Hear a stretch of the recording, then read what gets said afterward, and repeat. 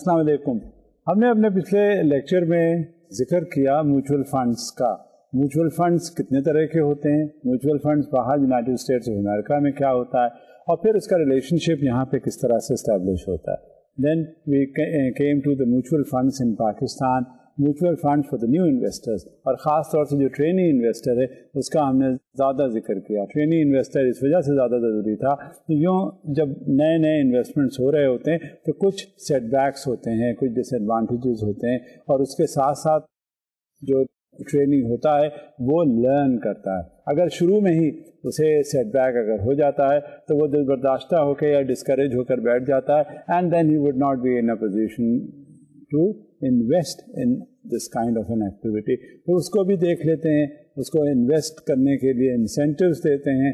پھر اس میں کہیں اگر سیٹ بیک ہوتا ہے تو وہ بھی اس کو بتا دیتے ہیں کہ look at this is how things would move on in future for yourself. لیکن وہ پھر he picks up space and he picks up the pace of investment and he goes on. Then there are other kinds of mutual funds also, like the income funds, then income and growth related with it. یہ مختلف قسم کے جو funds تھے, مختلف قسم کے mutual funds تھے, یہ ہم نے ان کا ذکر کیا انیشلی کہ یہ ہوتے کیا ہیں, کیونکہ یہ کانسیپٹ بے شک انٹروڈیوس تو ہو گیا ہے پاکستان کے اندر, مگر یہ ابھی تک اتنا کامن نہیں ہوا. اور کامن شاید اس وجہ سے نہیں ہوا کہ اس کے لیے لوگ ڈرتے ہیں. جہاں کہیں پیسوں کی بات آتی ہے, اگر ایک سمجھی بوجھی اسکیم اگر ہوتی ہے تو اس میں انویسٹمنٹ کی گنجائش زیادہ ہو جاتی ہے نسبتاً اس کے کہ جو کم جانی ہوئی ہے اور مگر سیف بھی ہوتی ہے یہ میوچول فنڈس کا انویسٹمنٹ. اگر وہاں لوگوں کو معلوم ہو تو وہ ظاہر ہے ریٹرنس کے اوپر بیس کرتا ہے, ڈپینڈ کرتا ہے, اور وہ وہاں بھی انویسٹمنٹ شروع ہو جاتا ہے. آئیے ہم اس سلسلے کو آگے بڑھاتے ہوئے چلتے ہیں. اب یہ دیکھنا ہے کہ یہ بیلنسڈ فنڈس کیا ہوتے ہیں, ان کا آبجیکٹو کیا ہوتا ہے, اور بیسک آبجیکٹو بیلنس فنڈس کا ہر میوچول فنڈ کا یہ ذہن میں ضرور آپ کے آنا چاہیے جب بھی کبھی کوئی انویسٹمنٹ ہوتا ہے, چاہے وہ کسی نوعیت کا کیوں نہ ہو, چاہے وہ اسپیشل سیونگ سرٹیفکیٹس لیں, چاہے وہ ڈیفینس سیونگ سرٹیفکیٹس لیں, یا کہیں اور رقم جمع کروا دیں ڈپازٹ کے. اس کا بیسک آبجیکٹو ہر انویسٹمنٹ کا ہوتا ہے کہ اس سے ریٹرن یا انکم کتنی آئے گی. کیونکہ عام طور سے یہ ہوتا ہے کہ جب آپ کہیں پیسہ لگاتے ہیں تو یہ سوچ سمجھ کر لگاتے ہیں کہ یہ انویسٹمنٹ ہو رہا ہے اور اس کے فوائد کیا ہوں گے. تو اٹ کنٹینیوز. تو اس وجہ سے بیلنس فنڈ کا بھی جو رول ہے وہ یہی ہے, to generate income. The basic objectives of balanced funds are to generate income as well as long-term growth of principal. These funds generally have portfolios consisting of bonds, preferred stocks, and common stocks. They have fairly limited price rise potential, but do have a high degree of safety and moderate to high income potential. اب یہ جو balance fund ہوتا ہے یہ mainly اس سے آپ کو اندازہ ہو جاتا ہوگا کہ یہ اسٹاکس کا انویسٹمنٹ ہے, کامن اسٹاکس بھی ہوں یا پریفرڈ اسٹاکس ہوں, کسی طرح کے اسٹاکس ہوں جس میں انکم جو ہے وہ آتی ہے اور جنریٹ ہوتی ہے. اور انکم کا لیول کیا ہوتا ہے, ماڈریٹ ٹو ہائی, یعنی لو انٹینسٹی اس میں انکم کی نہیں ہوتی.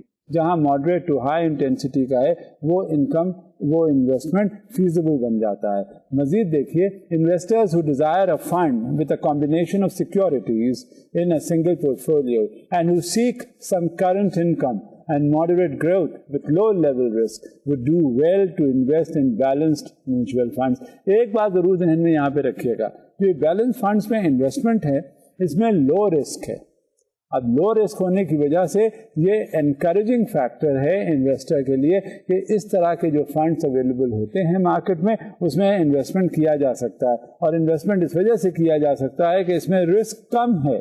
جہاں رسک کم ہوتا ہے وہ نیچرلی اتنے پائے کا ریٹرن تو نہیں ہوتا, لیکن کم سے کم آپ کا جو پرنسپل ہے وہ سیکیورڈ ہوتا ہے, سیف ہوتا ہے. لہذا ایڈوائزبل بھی یہی ہوتا ہے کہ زیادہ سے زیادہ انویسٹمنٹ کر دیا جائے تاکہ کم سے کم آپ کی جو اصل رقم ہے وہ تو محفوظ رہے. اور جب اصل رقم آپ کی محفوظ رہے گی تو یہ تو آپ کی ثوابدید ہے. کل آپ نے بیلنس فنڈ میں انویسٹ کیا, آپ نے دیکھا کہ اس کے ریٹرنز خاطر خواہ نہیں ہو رہے جیسا کہ آپ توقع رکھتے ہیں, وہ پھر آپ اس میں سے ودرا کر کے آپ جہاں آپ کا دل چاہے آپ وہاں انویسٹمنٹ کر سکتے ہیں.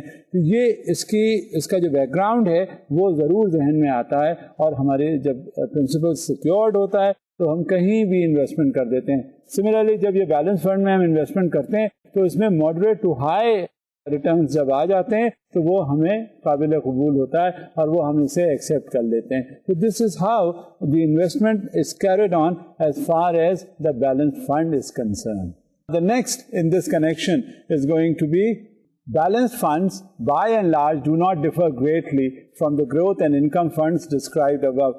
اب یہ جو بیلنس فنڈ ہے ہم نے آپ کو یاد ہوگا پچھلے لیکچر میں گروتھ اور انکم فنڈز کا بھی ذکر کیا تھا کہ کس طرح سے انکم فنڈ جنریٹ کرتا ہے, کس طرح سے اس میں گروتھ ہوتی ہے, گروتھ فنڈز کیا ہوتے ہیں.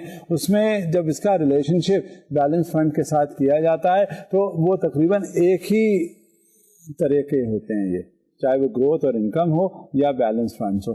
اب آپ اندازہ کریں کہ جب انویسٹمنٹ سیف ہوگا اور ریٹرنز ہائی ہوتے ہیں یا ماڈریٹ ٹو ہائی ہوتے ہیں تو وہ پھر کنٹینیو کرتا ہے. اب گروتھ فنڈز کیا ہیں؟ Growth funds are offered by every investment company. The primary objective of such funds is to seek long-term appreciation, that is the growth of capital.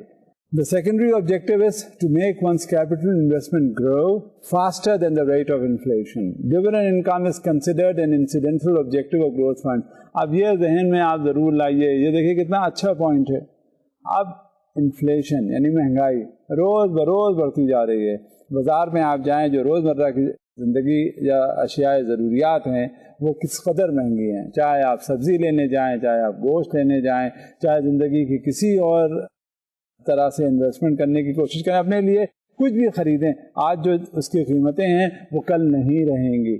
پہلے جو قیمتیں پرانی تھیں, سستی تھیں, وہ اب جب آپ لینے جائیں گے تو وہ آپ کو نہیں ملے گی. نتیجہ کیا ہے کہ جب انفلیشن آپ کا زیادہ ہو گیا, مہنگائی زیادہ ہو گئی, تو ریسورسز آپ کے اتنے اس حساب سے بڑھے نہیں. جب ریسورسز آپ کے زیادہ نہیں بڑھے تو کیا ہوگا, آپ وہ جو انویسٹمنٹ یا جو آپ کا ضروریات زندگی کے لیے پیسے چاہیے ہوتے ہیں اتنے آپ کے پاس نہیں رہتے.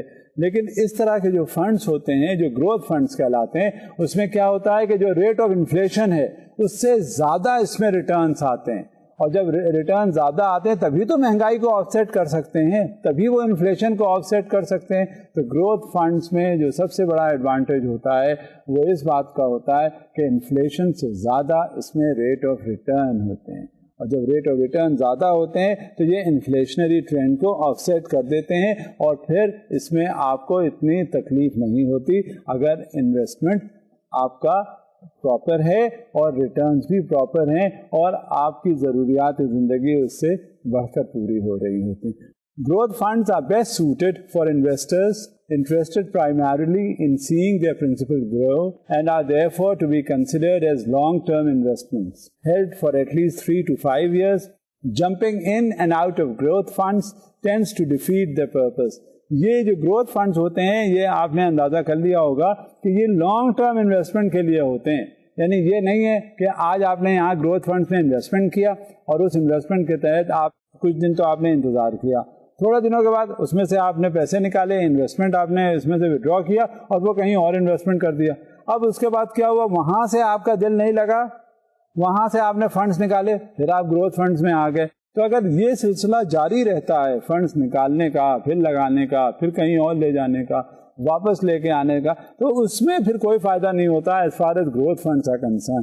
اس میں تو کنسسٹنسی کی ضرورت ہوتی ہے, اور کنسسٹنسی ان معنوں میں ضرورت ہوتی ہے کہ ایک بار آپ نے گروتھ فنڈ میں انویسٹمنٹ کر دیا تو اس کو انویسٹمنٹ پہ رہنا چاہیے, کم سے کم 3 سے 5 سال تک آپ پھر اسے چھیڑیں نہیں, تاکہ جو اس کے ریٹرنس ہیں وہ بھی کنسسٹنٹ ہوں, تاکہ جو آپ کا انفلیشنری ٹرینڈ آپ ایکسپیرینس کر رہے ہیں اس سے آپ اوور کم کر کے باہر آ جائیں, اور وہاں پہ پھر آپ دیکھتے ہی آپ کو پتہ چل جائے کہ ہاں یہ انویسٹمنٹ ورتھ وائل ہے.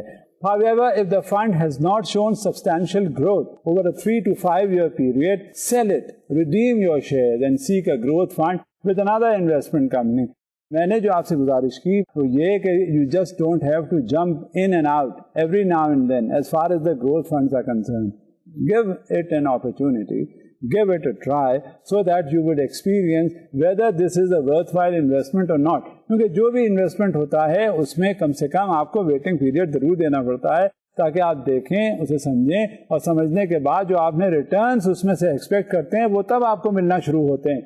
ہر چیز میں جو انویسٹمنٹ پرپز کے لیے آپ کا ہوتا ہے اس میں آپ کو ذرا بہت پیشنٹ ہونے کی ضرورت ہوتی ہے, اور کنسسٹنسی اسی وقت ریسٹور ہوتی ہے when you are going to be patient. Otherwise it is just a futile exercise. Today you are here, tomorrow you are not here, tomorrow you are elsewhere, and again you are coming back. So well, after the period that is between 3 and 5 years, if you feel that you have not attained the desired objectives, you have not experienced the desired return, then you will be at liberty to withdraw the funds from a particular investment, from a particular fund of a particular investment company, and invest it elsewhere in another investment company, so that with this investment you would experience and you would expect the greater rate of return. یہ objective آپ کا ہونا چاہیے. Otherwise jumping in and out is no solution. You have to be patient and at the same time consistent. Candidates likely to participate in growth funds are those willing to accept moderate to high risk in order to attain growth of their capital, and those investors who characterize their investment temperament as fairly aggressive. اب یہ جو growth funds ہوتے ہیں اس میں آپ کو تھوڑا سا اگریسو ہونا پڑتا ہے, کیونکہ جو رسک ہے during the course of the mutual funds, during the course of the study that we are in, that is the management of financial institutions, جس میں جب بھی کبھی انویسٹمنٹ کا ذکر آیا ہے ہم نے یہ ضرور ذکر کیا ہے کہ جب ریٹرنز کی باری آتی ہے تو اس میں جو پرائمری آبجیکٹو ہوتا ہے وہ یہ کہ لو ریٹرن جہاں ہوگا وہاں لو رسک ہوگا, اور جہاں ماڈریٹ ٹو ہائی ریٹرنز ہوتے ہیں وہاں ماڈریٹ ٹو ہائی رسک اور ریٹرنز بالکل ایک ساتھ جا رہے ہوتے ہیں. یعنی یہ نہیں ہوگا کہ لو رسک ہو تو ہائر ریٹرن ہو, گریٹر رسک ہو تو لو ریٹرن ہو, نہیں, وہ بالکل اسی طرح سے ہے. Lower the risk lower the return, greater the risk greater the return. اب اس کا مطلب یہ نہیں ہے کہ اتنا زیادہ رسک لے لیا جائے تاکہ وہ بالکل جب آپ کا کہیں خدا نخواستہ کوئی ڈیبیکل ہو تو وہ سب ختم ہو جائے. یہ نہیں ہے, وہ ود ان پیرامیٹرز دیکھ کر, کنسسٹنسی دیکھ کر آگے کیا صورتحال بنتی ہے, جنریٹ ہوتی ہے, اس کے حساب سے پاس پرفارمنس کیا ہے, آگے انٹیسپیٹ کیا کرتے ہیں, ٹرینڈ کیا ہے, یہ ساری چیزوں کو دیکھنے کے بعد انویسٹمنٹ کیا جاتا ہے. اسٹڈیز کرنے کے بعد اور خاص طور سے انالیسس کرنے کے بعد دیکھا جاتا ہے کہ کیا ریٹرنز ہیں اور اس میں کنسسٹنسی کس قدر ہے اور رسک اس میں کتنا انوالوڈ ہے, کیونکہ اسی سے ہی ریشیو ڈٹرمن ہوگا کہ آپ کے ریٹرنز کیا ہیں. بالکل یہ تو ہے گروتھ فنڈز کی بات. ہم آگے دیکھتے ہیں کہ ایک ہوتا ہے انڈیکس فنڈ. انڈیکس فنڈ کیا کرتا ہے ہمارے لیے؟ The intent of an index fund is basically to track the performance of the stock market. Basically یہ طرح کا فنڈ ہوتا ہے جو اسٹاک مارکیٹ سے ریلیٹڈ ہوتا ہے, جو وہاں پہ شیئرز وغیرہ میں اتار چڑھاؤ ہو رہے ہوتے ہیں, whether the shares are getting bullish or bearish, or this all depends upon the bosses and the trading activities which are going on in the stock market. So it is related with that kind of the trading that is known as the index fund. If the overall market advances, a good index fund follows the rise. When the market declines, so will the index fund. Index funds portfolios consists of securities listed on the popular stock market indices. یہ returns جو ہیں وہ depend کرتا ہے stock market کی position اور condition کے اوپر. آپ ٹیلی ویژن پہ بیٹھیں, شام کو خبریں دیکھیں, آپ کو پتہ چل جائے گا. ایک کامن فریز ہے, آج منڈی میں رجحان مندہ رہا, آج منڈی میں رجحان تیزی کا رہا. لہذا یہ ایک کامن فریزیولوجی ہے جو عام طور سے استعمال ہو رہی ہوتی ہے. تو اسی سے ڈٹرمن کیا جاتا ہے بلش اور بیرش ٹینڈنسیز ان دا باسز. اب وہ انڈیکس جو ہے, جو انڈیکس فنڈ ہوتے ہیں وہ اسی سے ریلیٹڈ ہوتے ہیں. جیسے اسٹاک مارکیٹ میں رجحان تیزی کا آتا ہے اس میں ریٹرنز کی توقع زیادہ ہوتی ہے. اب جب اسٹاک مارکیٹ میں مندی کا رجحان آتا ہے تو اس میں ریٹرنز کی توقع کم ہوتی ہے, اور یہی ہوتا ہے انڈیکس فنڈ کی کیریکٹرسٹکس. مزید دیکھیے, it is also the intent of an index fund to materially reduce expenses by eliminating the fund portfolio manager. Instead, the fund merely purchases a group of stocks that make up the particular index it deems the best to follow. ہم نے اپنے پچھلے class میں یہ پڑھا تھا کہ جب کبھی اسٹاک مارکیٹ میں یا فنڈ مارکیٹ میں کوئی انویسٹمنٹ کی بات آتی ہے تو ایک فنڈ مینیجر ہوتا ہے جو مختلف طرح کے انویسٹمنٹس کرتا ہے. اس کا رول ہوتا ہے, اور اس انویسٹمنٹ کے لیے جو وہ محنت, جو اپنی سوجھ بوجھ, جو اپنی عقل و دانش استعمال کرتا ہے, اس کے وہ اخراجات لیتا ہے اس کمپنی سے. لہٰذا جب انڈیکس فنڈ کی باری آتی ہے تو وہاں فنڈ مینیجر کی ہمیں ضرورت نہیں ہوتی, کیونکہ وہ تو ایک گروپ ہے. وہ لے لیں آپ یہ اندازہ کر کے کہ یہاں پر تیزی کا رجحان ہوگا, یہاں پر کمی کا رجحان ہوگا, تو اس لیے کیا ہوا, فنڈ مینیجر از ایلیمینیٹڈ. لہٰذا وہ اخراجات جو فنڈ مینیجر کے لیے مستثنیٰ ہو سکتے ہیں, کیے جا سکتے ہیں, وہ اس طرح سے ہماری بچت ہو جاتی ہے, اور وہ انویسٹر جو ہے اس میں مزید ایکسپینڈیچر کی اس میں گنجائش نہیں ہوتی اور بچ جاتا ہے. لہٰذا یہ انڈیکس فنڈ اس طرح سے ہمارے اخراجات جو ہونے ہوتے ہیں, جو ہو جاتے ہیں دوسرے انویسٹمنٹس میں, وہ بچ جاتے ہیں. The stocks in an index fund portfolio rarely change and are weighted the same way as its particular market index. Thus, there is no need for a portfolio manager. جیسا کہ میں نے آپ کو پہلے بھی ایکسپلین کرنے کی کوشش کی تھی کہ جب اسٹاک مارکیٹ کے حساب سے آپ انڈیکس فنڈ میں مینجمنٹ ہو جاتا ہے, اسٹاک مارکیٹ کے حساب سے اس میں ہمیں پتہ چل جاتا ہے کہ تیزی اور کمی کہاں کہاں ہوگی, تو پھر اس میں پورٹ فولیو مینیجر کا کیا رول ہوتا ہے. پورٹ فولیو مینیجر کو تو وہاں رول آتا ہے کہ مختلف انویسٹمنٹ کمپنیز جو ہیں اس کے فنڈ اس کے ڈسپوزل پہ ہوتے ہیں, اور وہ پورٹ فولیو بنا کر اس میں مزید وہ انویسٹمنٹ کرتا رہتا ہے, depending upon the risk involved and depending upon the returns involved. تو وہاں پہ لیکن جہاں یہ ہمیں ڈٹرمنڈ ہے, جہاں ہمیں پتا ہے کہ یہاں پہ اگر انویسٹمنٹ ہوگا تو کوئی بات نہیں, یہاں پہ ریٹرنس اس کے یہ آئیں گے, ماڈریٹ ہوگا, یہ ہائی ہوگا, یہ لو ہوگا, تو therefore there is no need for any portfolio manager. Thus there is no need for a portfolio manager. The securities in an index mutual fund are identical to those listed by the index it tracks. Thus, there is little or no need for any great turnover of the portfolio of securities. اب جب وہ group بن جاتا ہے تو اس کا track کیا جاتا ہے. جب ٹریک کیا جاتا ہے تو اسے یہ معلوم ہو جاتا ہے کہ کہاں ریٹرنز کیسے ہوں گے, کہاں زیادہ ریٹرنز ہوں گے, کہاں کم ریٹرنز ہوں گے. اب جب زیادہ اور کمی ہمیں پہلے سے معلوم ہے کہ ہوں گے تو پھر پورٹ فولیو مینیجر کی کیا ضرورت ہے. There is absolutely no need as far as the portfolio manager is concerned. The funds are passively managed in a fairly static portfolio. An index fund is always fully invested in the security of the index it tracks. اب جب وہ securities کا پتہ چل جاتا ہے کہ یہ ٹریک کر رہا ہے انڈیکس فنڈ, جب انڈیکس فنڈ کی سیکیورٹیز ہمیں پتہ ہے تو پھر there is absolutely no point, as I said earlier, as far as the portfolio manager is concerned. Definitely اس کی ضرورت نہیں ہوتی. جو ٹریکنگ ہم خود ہی کر رہے ہیں, انویسٹر خود ہی دیکھ رہا ہے کہ وہ گروپ جو ہے وہ آگے جا رہا ہے, پیچھے آ رہا ہے, کس طرح سے کر رہا ہے. Everything would be taken care of. An index mutual fund may never outperform the market, but it should not lag far behind it either. The reduction of administrative cost in the management of an index fund also adds to its profitability. آپ کو یاد ہوگا میں نے پہلے بھی اس کا ذکر کیا تھا کہ جب میوچل فنڈز میں انویسٹمنٹ کی بات آتی ہے تو اس میں جو پرائمری کنسیڈریشن ہوتا ہے اس میں ایکسپینڈیچر کی بات آتی ہے.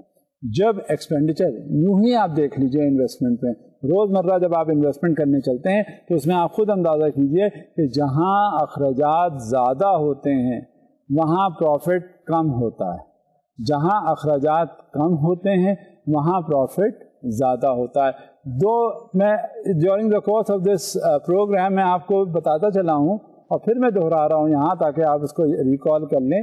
اس میں جو سب سے بڑی چیز پروفیٹیبلٹی انکریز کرنے میں ہوتی ہے, یا تو ایکسپینڈیچر منیمائز کریں یا جو آپ ریٹرنز ایکسپیکٹڈ جو ہیں, جو آپ نے والیوم اپریشیٹ کیا ہے یا اینٹیسپیٹ کیا ہے وہ بڑھا دیں, تو وہاں سے بھی ریٹرنز ہوں گے. دو طرح سے ریٹرنز کیے جاتے ہیں. تو یہاں پہ جب آپ اس پورٹ فولیو میں انویسٹمنٹ کرتے ہیں, اس انڈیکس فنڈ میں خاص طور سے, اور آپ ٹریک کر رہے ہیں اس پورے فنڈس کو, اس پورے گروپ کو جہاں آپ نے شیئرز کے ساتھ اسے ایسوسیٹ کیا ہے, تو آپ کو معلوم ہے اس میں کسی اخراجات کی مزید ضرورت نہیں, پورٹ فولیو مینیجر کی ضرورت نہیں یا فنڈ مینیجر کی ضرورت نہیں, اور خود بخود وہ سیدھا آپ کے کام ہوتے چلے جاتے ہیں, اور آپ you don't have to spend much on that, and you don't have to pay the fund manager or the portfolio manager. Therefore, your profit is likely to increase or enhance.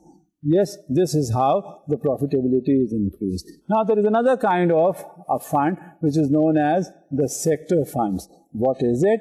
As was discussed earlier, most mutual funds have fairly broad-based, diversified portfolios. In the case of sector funds, however, the portfolios consist of investment from only one sector of the economy. एक economy का जो sector है, मिसाल के तौर पर cotton है वो इकोनॉमी है, फार्मास्यूटिकल्स हैं वो दूसरा सेक्टर हो गया. इसी तरह से जो जो सेक्टर्स इकोनॉमी के रखे गए हैं वो उसके एक सेक्टर को देख लिया जाता है कि इस पर्टिकुलर सेक्टर में इन्वेस्टमेंट अगर किया जाए तो उसके ग्रोथ पॉसिबिलिटीज़ क्या हैं, उसकी रिटर्न पॉसिबिलिटीज़ क्या हैं. आप अखबार लीजिए, अखबार में देखने के बाद आपको खुद अंदाज़ा हो जाएगा कि मुख्तलिफ सेगमेंट्स हैं, मुख्तलिफ सेक्टर्स हैं इकॉनमी के जो उस तरह से फ्लरिश कर रहे होते हैं, ग्रो कर रहे होते हैं. कभी कभी मालूम होता है कि इस इकॉनमी में इस पर्टिकुलर सेक्टर को बड़ा निगलेक्ट किया गया और वहाँ पर वो इतना ग्रो नहीं किया जिसे वो करना चाहिए था. तो वहाँ फिर आप देख लेते हैं और आप इन्वेस्टमेंट उसके अकॉर्डिंगली करते हैं. कहीं वो सेक्टर जो है बहुत ग्रो कर रहा होता है, जहाँ वो ग्रो कर रहा है, एनर्जी सेक्टर है मिसाल के तौर पे, एनर्जी सेक्टर हर शख्स को ये मालूम होता है कि as far as energy is concern that is the need of the our. चाहे वो किसी तरह की एनर्जी हो, चाहे वो न्यूक्लियर एनर्जी हो, थर्मल एनर्जी हो, हाइड्रो इलेक्ट्रिक पावर जनरेशन हो, कुछ भी हो, आपको पता चलेगा वक्त की ज़रूरत है और वक्त की ज़रूरत वो हमेशा ही रहेगी. लिहाजा ये सेक्टर हमेशा ग्रो करेगा किसी न किसी शक्ल में. लिहाजा जब भी कभी बात आएगी तो उसमें आप अगर इन्वेस्टमेंट करना चाहेंगे तो वो नेचुरली वो आपको ज़्यादा रिटर्न्स या डिविडेंड्स दे सकता है. बिल्कुल म्यूचुअल फंड्स के इन्वेस्टमेंट का भी यही रोल होता है कि अगर इस पर्टिकुलर सेगमेंट या इस पर्टिकुलर सेक्टर से वो इन्वेस्टमेंट किया जाएगा तो वहाँ वो ग्रोथ होगी और इसका रिटर्न भी अच्छा मिलेगा. Sector funds concentrate in one specific market segment. For example energy, transportation, precious metals, health sciences, utilities, leisure industries, etc. In other words, they are very narrowly based. अब क्या होता है, अब उसमें जो सबसे बड़ी चीज़ होती है वो ये जहन में आती है कि अगर कोई सूरत हाल आपके सामने होती है, एनर्जी सेक्टर, हेल्थ सेक्टर, अब हेल्थ की ज़रूरत ऐसी होती है कि हर शख्स को बगैर हेल्दी रहे गुजारा उसका है ही नहीं. अब जब ये हेल्थ सेक्टर इतना इम्पोर्टेंट सेक्टर हो गया तो उसमें नेचुरली ग्रोथ होती रहेगी. क्या कोई भी शख्स ऐसा है जो हेल्दी रहना नहीं चाहेगा? अब जब ये सूरत हाल होती है, it is a compulsory obligation in order to be healthy through out. Therefore it is a growing segment, it is a growing sector. And once this is a growing sector, then naturally you could well imagine that what kind of a growth it would all envisage. There is a risk that is involved greatly in it. And when there is risk in it, so how could you expect that the returns would not be as large, as big, as high as the risk is? So this is how the sector growth is taking place. Investors in sector funds must be prepared to accept the rather high level of risk inherent in funds that are not particularly diversified. Any measure of diversification that may exist in sector funds is attained through a variety of securities, albeit in the same market sector. Substantial profits are attainable by investors astute enough to identify which market sector is ripe for growth, not always an easy task. अब ये determine करना, ये अंदाज़ा करना कि कौन सा sector ripe है, उसमें ज़्यादा से ज़्यादा रिटर्न्स हो सकते हैं, ज़रा ये बड़ा मुश्किल काम होता है. इसमें आपको बड़ी एनालिसिस की ज़रूरत होती है और ये एनालिसिस आपको उसी आती है जब आप पूरा मार्केट एनवायरनमेंट देख रहे होते हैं, फाइनेंशियल एनवायरनमेंट क्रिएट होता है और उस फाइनेंशियल एनवायरनमेंट को देखते हुए आपको ये अंदाज़ा हो जाता है कि यहाँ इन्वेस्टमेंट होगा तो इन्वेस्टमेंट के साथ साथ यहाँ पर रिटर्न्स प्रॉपर होंगे.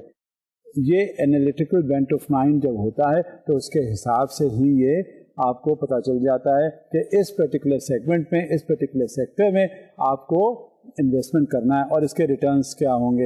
लिहाजा you have to be analytical when you are out to invest. You have to keep a thorough study as far as your investment is concerned. And unless and until you know when to invest, where to invest, and how to invest, don't expect that you are going to get the maximum returns. No. You have to be quite analytical as far as your money is concerned, because it is only you who is going to invest. It is only you who is going to consider the returns, otherwise not. Lihaza, you must have a keen insight as far as your investment is concerned. ये तो बात natural है ना कि आपका पैसा है, आपको अलर्ट होना पड़ेगा. अब देखते हैं कि एक दूसरे तरह का और भी फंड है जिसको हम स्पेशल फंड्स कहते हैं. वो क्या है? Specialised funds resemble sector funds in most respects. The major difference is the type of securities that make up the fund's portfolio. For example, the portfolio may consist of common stocks only, foreign securities only, bonds only, new stock issues only, over-the-counter securities only, and so on. یہ جو specialize funds ہوتے ہیں یہ resemble کرتے ہیں sector funds کے حساب سے. اب سیکٹر فنڈس تو آپ نے دیکھ لیا کہ ایک پرٹیکولر سیکٹر میں کیا انویسٹمنٹ کیا جا سکتا ہے, اس کے کیا ریپرکاشنس ہوتے ہیں, اس کے کیا کانسیکوینسز ہوتے ہیں اور ریٹرنز اس کے کیسے ہوتے ہیں. بالکل اسی طرح سے یہ فنڈس بھی ہیں, اسپیشل فنڈس بھی دیکھ لیتے ہیں تاکہ جو بھی ٹریڈنگ وہاں پہ ہو رہی ہے, ظاہر جو بھی ٹریڈنگ ہوتی ہے آپ دیکھیں ایک ٹرینڈ ڈٹرمن ہوتا ہے, ایک ٹرینڈ آپ کو پتہ چل جاتا ہے کہ اس سیکٹر میں یہ ٹرینڈ ہے, یہاں سے یہ ریٹرنس آ رہے ہیں, اور جب آپ کو ریٹرنس پتہ چل جاتے ہیں تو اسی سیکٹر میں آپ انویسٹمنٹ کر دیتے ہیں. کیونکہ یہی طریقہ کار ہوتا ہے اسپیشل فنڈس کے ساتھ بھی. جب آپ کو سیکٹر معلوم ہو گیا, اس میں ریٹرنس معلوم ہو گئے, اس میں رسک معلوم ہو گیا, تو وہاں انویسٹمنٹ بھی آپ کر دیجئے.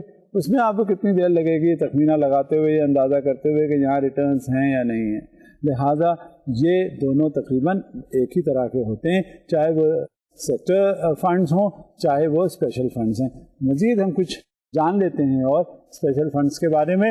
Those who are still novices in the investment arena should avoid both specialized and sector funds all the time being and concentrate on the more traditional diversified mutual funds instead. اب یہ ضرور دیکھیے گا کہ جو پہلے آئے ہیں اس گیم میں, اس بزنس میں, اس ریٹرنز کے کاروبار میں فنڈز کے, تو وہ ذرا ہاتھ ہلکا رکھ کے چلیں, ورنہ ایسا نہ ہو کہ جب آپ نے پہلے ہی انویسٹمنٹ کر دیا اور اسے سب گنوا گئے تو آپ کے ہاتھ کچھ نہ آیا. لہذا جو انیشل جو ٹرینی جسے کہا گیا ہے, ٹرینی انویسٹر ہوتا ہے, اس کو یہ نہیں چاہیے کہ وہ سیکٹر فنڈز میں یا اسپیشل فنڈز میں کچھ زیادہ انٹرپرائزنگ ہونے کی کوشش کرے. اس کے اور ایریاز ہیں وہ وہاں دیکھ لے, اور وہاں دیکھنے کے ساتھ کیونکہ اس کا انویسٹمنٹ تو کر لے, وہ ریٹرنز بھی ایکسپیکٹ کر لے, اینٹیسپیٹ کر لے, مگر بات یہ ہوتی ہے کہ جب کبھی ریٹرنز اس کے نہیں ہوتے اور جو اس کی جمع پونجی ہے جو اس نے لگائی ہوتی ہے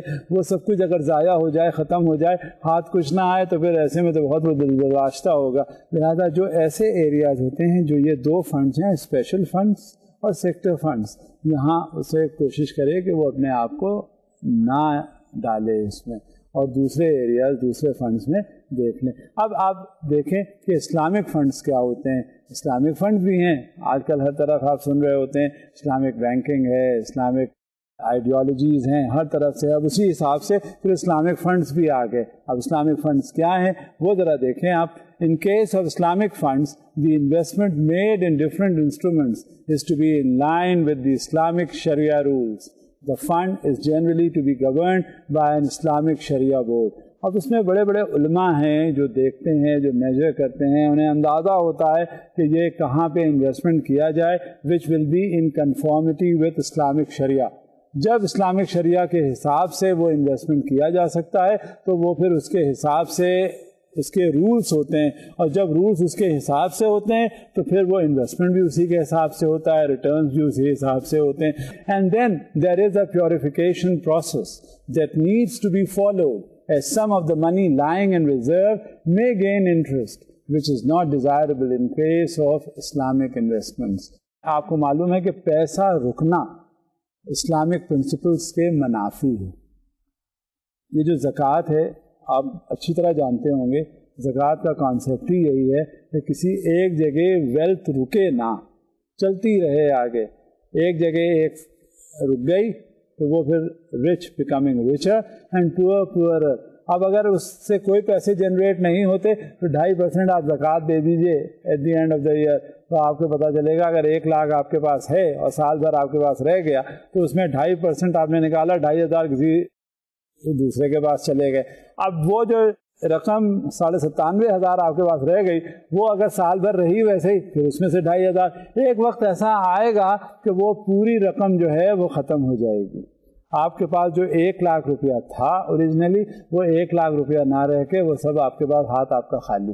یہی اسلامک پرنسپلس ہیں کہ کسی ایک شخص کے پاس ویلتھ رکے نہ, وہ سب کے پاس جائے, تاکہ وہ کانسیپٹ کہ جو پور ہے وہ اور غریب نہ ہو جائے، امیر ہے وہ اور امیر کبیر امیر ترین نہ ہو جائے، یہ رائج ہے۔ بالکل اسی طرح سے یہ اسلامک فنڈز میں بھی ہے کہ کبھی کبھی ایسا ہو جاتا ہے کہ وہ فنڈز پڑے رہتے ہیں، اور وہ فنڈز پڑے تو ظاہر ہے اس میں وہ ایکومولیشن آف ویلتھ ہو جاتی ہے۔ تو یہ اسلامک پرنسپلز جو ہیں اس بات کی اجازت نہیں دیتے، اس کے لیے ویریس ادر رولس ہیں جو اپلائی ہوتے ہیں، اور اس اپلیکیشن کے تحت وہ پھر کنٹینیو کرتا ہے اسلامک فنڈز بھی۔ اب ہمیں یہ بھی دیکھنا ہے کہ کیا کیا رسک انوالوڈ ہیں مختلف قسم کے میوچول فنڈز میں۔ ہم نے ہر طرح کے میوچول فنڈز زیادہ جو یہاں پہ اپلیکیبل ہیں، جو یہاں پہ اویلیبل ہیں، جو رائج ہیں، لوگ جانتے ہیں، ہر طرح سے اس میں انوالوڈ ہیں۔ اس میں دیکھنا ہے کہ رسک، کیونکہ جب کبھی کوئی انویسٹمنٹ کی بات آتی ہے تو as I had been telling you every of and on کہ اس میں رسک کا انوالومنٹ بھی بہت زیادہ ہوتا ہے، اور جب رسک انوالوڈ ہوتا ہے تو دیکھتے ہیں کہ وہ رسک ہے کیا اور کہاں تک وہ اس کے ساتھ چل رہا ہے میوچول فنڈ کا۔ There is some degree of risk in every investment, although it is reduced considerably in mutual fund investing. Do not let the specter of risk stop you from becoming a mutual fund investor. جہاں تک یہ mutual fund کی بات آتی ہے تو وہ اس میں یہ ضرور سمجھیے گا کہ اس میں ایلیمنٹ آف رسک ہے، لیکن یہ نہ ہو کہ آپ رسک کے بارے میں سوچتے ہی رہ جائیں اور انویسٹمنٹ سے گریز کریں، ایسی کوئی بات نہیں ہے۔ رسک ہی تو ہے جو آپ کو آگے لے جاتی ہے۔ اگر رسک نہیں ہوگا تو اسٹیگنیشن آ جاتا ہے، اور جب تک یہ اسٹیگنیشن ہوگا تو وہاں پھر آگے آپ کی گروتھ نہیں ہوگی۔ تو اگر میوچول فنڈ میں رسک انوالوڈ ہے تو don't mind the risk, because this is what life is. unless and until there is risk, you cannot expect to do good in life. Therefore, you continue with the good deed, continue with the investment in mutual funds, and then you would reap the harvest. However, it behaves all investors to determine for them the degree of risk they are willing to accept in order to meet their objectives before making a purchase. Knowing of potential risks in advance will help you avoid situations in which you would not be comfortable. اب یہ ذہن میں ضرور آنا چاہیے کہ اگر جب آپ کو پتہ چل گیا کہ اس میں آپ انویسٹ کرنے جا رہے ہیں، اور جب انویسٹمنٹ آپ نے کرنا چاہا تو اس میں ایک ایلیمنٹ آف رسک ہے۔ ایلیمنٹ آف رسک کہیں بھی ہوتا ہے تو وہ کیا ہوتا ہے، وہ آپ کو تھوڑی دیر ڈی موٹیویٹ کرتا ہے، ڈسکریج کرتا ہے، وہ ذہن میں آپ کے یہ لاتا ہے کہ اگر ہم اس میں انویسٹمنٹ کریں گے تو کل کو پتہ نہیں کیا انجام ہو، لہٰذا ہم انویسٹمنٹ اس میں نہیں کرتے۔ مگر یہ آپ کا ڈیٹرنٹ نہیں ہونا چاہیے، کیونکہ یہ ضرور سمجھ لینا چاہیے کہ اگر سیکیورڈ ہے ہر طرح سے تو وہ، اور اس میں رسک کوئی بھی انوالو نہیں ہے، تو پھر ایسے انویسٹمنٹ کا فائدہ کیا؟ پھر اس میں تو آپ کو ایک فکسڈ یا لو ریٹ آف ریٹرن ہوگا۔ اگر اس میں رسک ہے تو یہ ضرور سمجھ لینا چاہیے کہ اس میں ریٹرنز ہیں، اور قطع نظر اس بات پہ کہ کتنا رسک انوالوڈ ہے وہ انویسٹمنٹ کر دینا چاہیے۔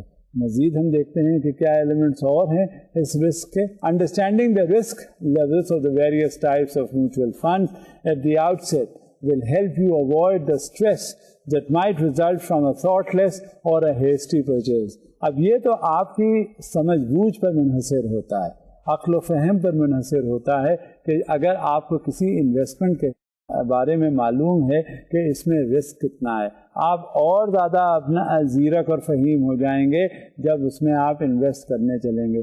جب آپ اس میں انویسٹمنٹ کر دیتے ہیں تو آپ کو معلوم ہو جاتا ہے کہ ہاں یہ ہم نے انویسٹمنٹ کیا with all the elements of risk involved. So it becomes tension free, you become stress free. Therefore you should not mind the risk associated with it. میں نے جب بھی آپ سے ذکر کیا ہے رسک کا تو اس میں میں نے آپ کو یہی بتایا ہے کہ دو طرح کے رسک انوالو ہوتے ہیں۔ اب یہ تھی ہائی رسک کی بات کہ جب آپ کبھی انویسٹمنٹ کرنے چلے تو اس میں ایلیمنٹ آف رسک انوالوڈ ہے، اور ایک طرح سے شاید آپ گھبرا سے جائیں کہ اس میں رسک ہے۔ اب یہ دیکھیے کہ یہ میوچل فنڈس جو ہیں اس میں لو لیول آف رسک بھی انوالوڈ ہوتا ہے، اور وہ کیا ہوتا ہے؟ Mutual funds characterized as low-level risks fall into the following categories. Number 1, the money market funds. Number 2, the treasury bill funds. Number 3, the insured bond funds. اب یہ لو رسک کے انویسٹمنٹس ہوتے ہیں جو آپ جس میں انٹرسٹڈ ہوں گے۔ اب اس میں مگر ایک بات ذہن میں رکھیے گا کہ جب آپ اس میں انویسٹمنٹ کریں گے تو اس میں زیادہ ریٹرنز نہ ایکسپیکٹ کیجیے گا، کیونکہ lower the risk lower the returns. اب یہ دیکھ لیں آگے کہ ماڈریٹ رسک کن انویسٹمنٹس میں ہوتے ہیں. Mutual funds considered moderate risk investments may be found in at least 8 types categorized below. Number 1, the income funds. Number 2, the balanced funds. Number 3, growth and income funds. Number 4, growth funds. Number 5, short-term bond funds, taxable and tax-free. Number 6, intermediate bond funds, taxable and tax-free. Number 7, insured government municipal bond funds. And number 8, index funds. یہ وہ investments ہیں، یہ وہ funds ہیں جس میں آپ کے ماڈریٹ رسک انوالوڈ ہوتے ہیں. اور جب ماڈریٹ رسک ہے تو ماڈریٹ ریٹرنس بھی ہیں.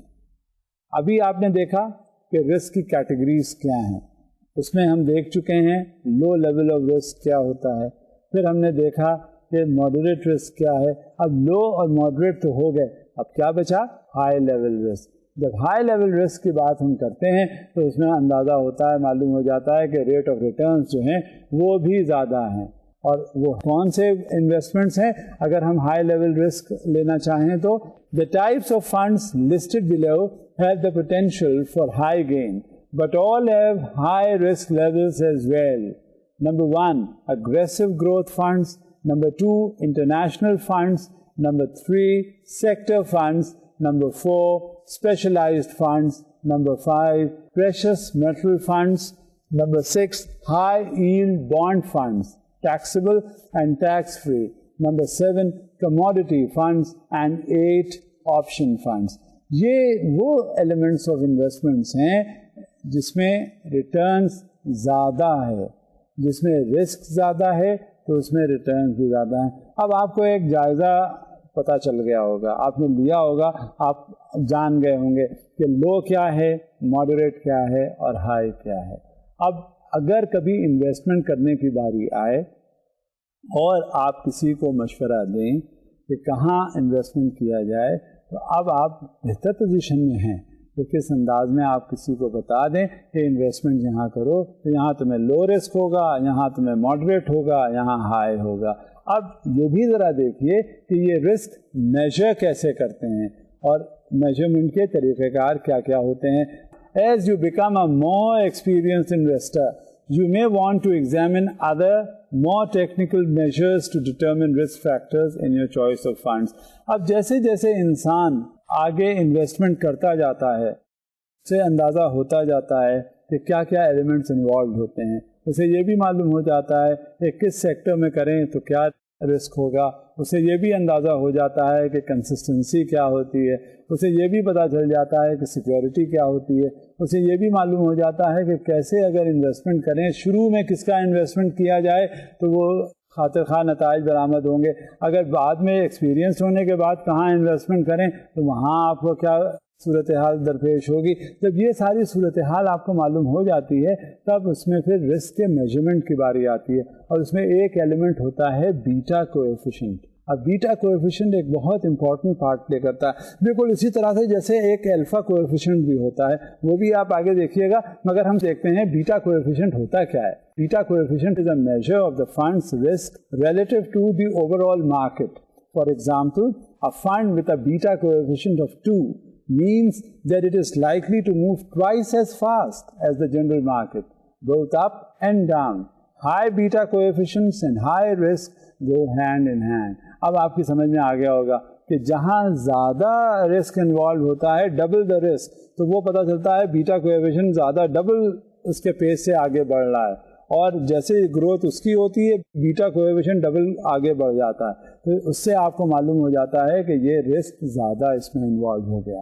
بالکل یہ وہ گیج ہے یا یارڈ اسٹک ہے، وہ بینچ مارک ہے جس سے آپ میجر کر لیتے ہیں رسک اپنا انویسٹمنٹ میں اور فنڈس کے انویسٹمنٹ میں. اب اسی طرح سے میں نے آپ سے ذکر کیا تھا نا کہ الفا کوایفیشنٹ بھی ہوتا ہے. اب الفا کوایفیشنٹ کیا ہوتا ہے یہ بھی دیکھیے آپ. Alpha coefficient is a comparison of a fund's risk to its performance. A positive alpha is good. For example, an alpha of 10.5 means that the fund manager earned an average of 10.5% more each year than might be expected given the fund's beta.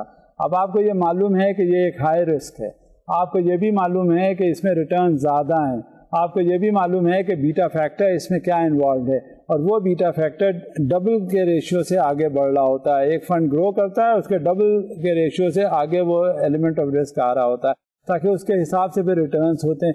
जब ये सारे elements आपको मालूम हो जाते हैं, तो जब ये अल्फा कोएफिशिएंट आता है, तो उसमें आपको मालूम हो जाता है at the end of the day कि फंड मैनेजर ने क्या जो इन्वेस्टमेंट किया था उसका कितना रिटर्न हुआ, और उस रिटर्न के हिसाब से बीटा कोएफिशिएंट ने उसे किस तरह से कैटर किया. तो ये वो एरियाज होते हैं जो फैसिलिटेट करते हैं आपको मेजरिंग रिस्क के बारे में. अब इसी से एसोसिएटेड एक है इंटरेस्ट रेट्स. अब इंटरेस्ट रेट्स क्या करते हैं हमारे इन्वेस्टमेंट में. अब आपके जहन में ये आता होगा कि अगर हमने इन्वेस्टमेंट कर दिया है, तो अगर किसी भी बैंक में जाके अगर इन्वेस्टमेंट करें, तो उसका एक आपको मार्कअप प्रॉफिट या इंटरेस्ट जो चाहें आप समझ लें, उसमें आपको रिटर्न्स क्या मिलते हैं. तो इंटरेस्ट रेट्स होते क्या हैं, पहले ज़रा ये तो जान लीजिए. Interest rates and inflation rates are other factors that can be used to measure investment risks. For instance, when interest rates are going up, bond funds will usually be declining and vice versa. अब interest rates के हिसाब से इसका relationship है, जो returns expect करते हैं हम mutual funds के investment में. अब अगर interest rates बैंक्स ने जो डिटरमिन किए हुए हैं वो ज़्यादा होते जा रहे हैं, तो कम से कम ये जहन में ज़रूर आ जाता है जो इन्वेस्टमेंट हमने किया है, जैसे बॉन्ड फंड्स हैं, उसमें डिक्लाइन होता है हमेशा रिटर्न्स का. अब इसके और हम जानते हैं कि क्या इंटरेस्ट के साथ होता है. The rate of inflation has a decided effect on funds that are sensitive to inflation factors. For example, funds that have large holdings in automaker stocks, real estate securities and the like will be adversely affected by the inflationary cycles. अब ये एक important element है जो interest rates हमें बताता है, और ये interest rates जो है वो इस बात को demonstrate करता है कि जितना भी आप उसमें एसोशिएट होंगे इंटरेस्ट के साथ साथ, उसी तरह से आपका प्रोपोर्शनल रिप्रेजेंटेशन या प्रोपोर्शनल रेट ऑफ रिटर्न जो आपने म्यूचुअल फंड में इन्वेस्टमेंट किया हुआ है वो आपका डिक्लाइन करेगा या इंक्रीज करेगा. तो इट ऑल डिपेंड्स. ये बहुत से फैक्टर्स होते हैं जो रिटर्न, हमने शुरू में भी देखा था कि जब भी कभी फंड्स के इन्वेस्टमेंट की बात आती थी उसमें एक्सपेंडिचर की बात भी आती थी, उसमें फंड मैनेजर की फ़ी के बारे में भी जिक्र था, उसमें अब जिक्र आया है इंटरेस्ट रेट्स के बारे में. तो ये सारे फैक्टर्स जो हैं जब इकट्ठा मिल जाते हैं तो उसके हिसाब से फिर उसका रेट और या रेट ऑफ रिटर्न जो है वो डिटर्मिन होता है. एक चीज़ और भी है, आर स्क्वायर फैक्टर. ये म्यूचुअल फंड्स में बड़ा इम्पॉर्टेंट फैक्टर है, और ये किस तरह से पार्ट प्ले करता है, ये फंड्स के रिस्क को एसरटेन करता है. अब are square factor is a measure of the funds risk age related to it's degree of diversification. The information is supplied here merely to acquaint you with the terminology in the event you should wish to delve more deeply into complex risk factors. The more common risk factors previously described are all you really need to know for now and perhaps for years to come. अब ये are square factor जो है ये important आपको part play करता है ताकि measurement of risk आपको आसान हो जाए और ये फैसिलिटेट कर सके. One caveat is in order, however. There is no such thing as an absolutely 100% risk-free investment. Even funds with excellent 10-year past performance records must include in their literature and prospectuses the following disclaimer. अब ये नहीं समझना चाहिए कि आपने अगर कोई investment कर दिया है तो उसमें कोई ऐसा इन्वेस्टमेंट भी होगा जो रिस्क उसमें कतई ना हो, और ये कैसे हो सकता है कि आपका इन्वेस्टमेंट हो तो उसमें कोई रिस्क ही ना हो. हमेशा ये समझना चाहिए जब भी कभी आप कोई इन्वेस्टमेंट करने चल रहे हैं उसमें there has to be that element of risk. Without that element of risk there can not be any investment, and unless and until there is an investment there has to automatically it has to be appreciated and understood that this investment carries risk, and that could be greater and that could be lower. So it all depends upon the investment that you are going to make. Past performance is no guarantee of future results. However, by not exceeding your risk tolerance level, you can achieve a wide safety and comfort zone with mutual fund portfolios such as those shown. As far as your investment is concerned, this investment of course entails the maximum risk that is there. اب یہ maximum risk جہاں جہاں آئے گا اس کے حساب سے وہ risk آپ کو سمجھنا چاہیے کہ کوئی بھی انویسٹمنٹ ایسا نہیں ہوتا جہاں آپ ایلیمنٹ آف رسک نہ ہو. یہ آپ کا خیال ہی نہیں ہونا چاہیے کہ جو ایلیمنٹ آف رسک اگر ہے تو اس میں ریٹرنز زیادہ ہوں گے. وہ اگر ریٹرنز ہیں تو ریٹرنز کے حساب سے وہ رسک ہوں گے. یہ اٹ از انڈرسٹوڈ. کوئی بھی انویسٹمنٹ آپ روزمرہ کی زندگی میں دیکھ لیجئے کہ جہاں آپ نکلے, جہاں ایلیمنٹ آف رسک زیادہ ہو گیا تو وہاں آپ کو کبھی دیکھیں گے آپ کو ونڈ فال گین بھی ہو جاتا ہے, مگر یہ بہت کم ہوتا ہے. ونڈ فال گین نہیں ہوتا ہے تو بڑا ہائی لیول آف رسک, یا تو آر یا تو پار. اگر ایک طرف آپ نے جو انویسٹمنٹ کر دیا تو that is the end of it. اگر ایک بار انویسٹمنٹ نہیں کیا اور آپ اس میں رسک کے انتظار میں بیٹھے رہ گئے تو بس ہو گیا. آپ نے ابھی دیکھا جو فنڈز آپ نے انویسٹ کیے اس میں آپ نے دیکھا کہ میجرمنٹ آف رسک کس طرح سے ہوتا ہے. آپ نے یہ بھی دیکھا کہ اس میں بیٹا کوایفیشنٹ کیا ہوتا ہے. آپ نے یہ بھی اندازہ کیا اس میں الفا کوایفیشنٹ کیا ہوتا ہے. آپ نے یہ بھی دیکھا کہ آر اسکوائر فیکٹر بھی کیا ہے. جب یہ سارے مل جاتے ہیں اس کا ریلیشن شپ کس کے ساتھ آپ نے دیکھا, آپ نے میجر کیا انٹرسٹ ریٹ کے حساب سے کہ انٹرسٹ ریٹ زیادہ ہوتا جا رہا ہے آپ کی اکانومی میں, انٹرسٹ ریٹ زیادہ آپ کے فائنینشیل سیکٹر میں انوالو ہو رہا ہے. تو اسی طرح سے یہ آپ کا جو دوسرے انویسٹمنٹس ہیں ان میں ریٹرنز کم ہوتے جا رہے ہیں. تو جیسے ہی آپ کے ریٹرنز کم ہوتے ہیں تو وہاں پہ آپ کے رسک کے ایلیمنٹس جو ہیں وہ بھی کم ہو رہے ہوتے ہیں. تو یہ سائملٹینیس ہے, یہ کوآرڈینیٹڈ ہے کہ جس طرح سے فائنینشیل مارکیٹس میں یہ انویسٹمنٹس گرو کرتے ہیں اسی حساب سے یہ آگے چل رہے ہوتے ہیں. اب مختلف قسم کے فنڈز کی جہاں تک بات آتی ہے وہ چاہے وہ بیلنس فنڈ ہو چاہے وہ گروتھ فنڈ ہو, جب کبھی بھی ایسی چیز ہوتی ہے تو یہ بیلنس فنڈ جو ہے ریلیٹڈ ہوتا ہے. اب آپ کو کچھ پتہ چل رہا ہوگا کہ اگر یہ میوچول فنڈز میں آپ نے انویسٹمنٹ کیا اور آپ انویسٹمنٹ کرنا چاہیں تو وہ کس حساب سے انویسٹمنٹ کیا جا سکتا ہے, اور جب یہ انویسٹمنٹ ہو جاتا ہے تو اسی حساب سے آپ کنسسٹنسی بھی دیکھ لیتے ہیں. آپ نے بیٹا فیکٹر کے ساتھ بھی دیکھا کہ جس وقت کوئی بیٹا فیکٹر سے وہ بیٹا کوایفیشنٹ کے ساتھ ایسوسیٹڈ ہوتا ہے تو اس میں جو ریٹرنز ہیں اس کا پیس آف گروتھ کے ساتھ ایسوسیٹڈ ہے.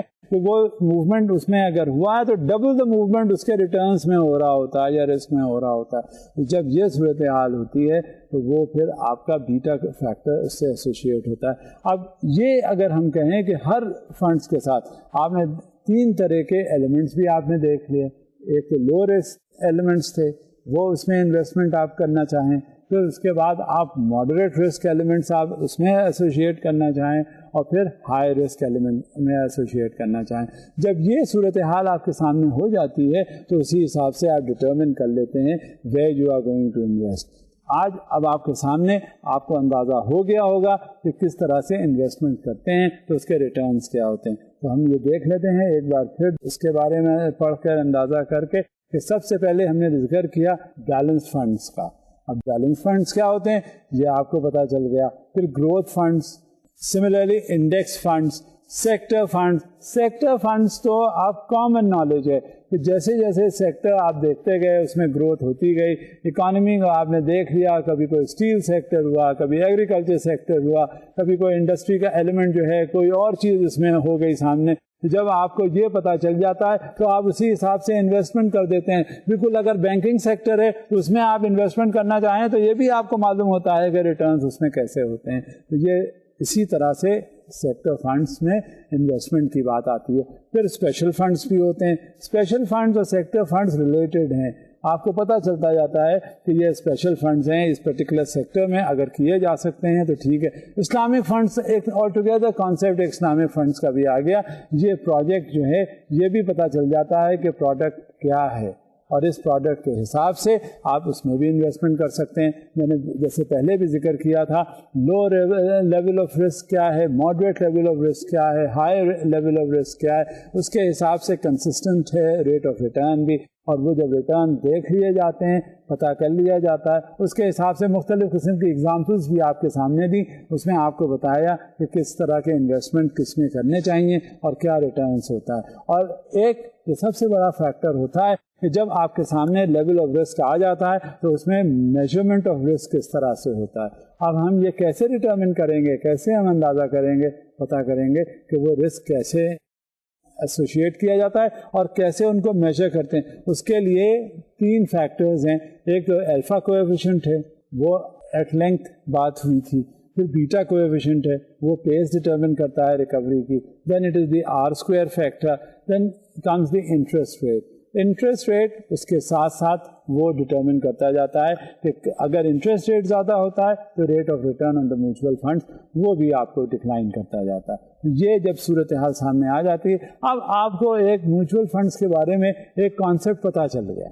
اب آپ جب گھر سے باہر نکلیں گے, آپ asset management funds, liquid management funds, Islamic funds, آپ کو جب یہ آپ بل بورڈ پہ پڑھیں گے تو آپ فوری طور پہ اندازہ کر لیں گے کہ یہ میکینزم ہوتا کیا ہے, اس میں انویسٹمنٹ کیسا ہوتا ہے, کیا جاتا ہے, پول اس میں کس طرح سے کرتے ہیں, پول آف فنڈس کیا ہوتا ہے, اس میں رسک میجرمنٹ ہم کس طرح کر رہے ہوتے ہیں. جب یہ ساری صورتحال آپ کے سامنے, you will get a very clear picture as far as your investment is concern.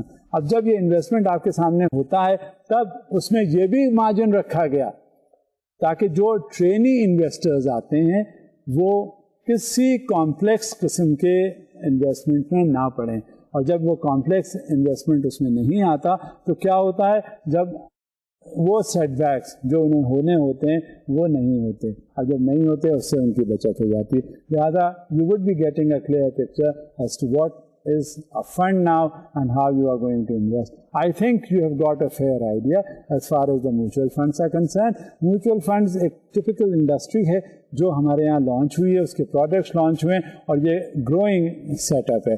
اب یہیں رک جاتے ہیں, مزید ہم میوچل فنڈس کے بارے میں بات کریں گے آئندہ اپنے کلاس میں. اب اجازت دیجیے, خدا حافظ.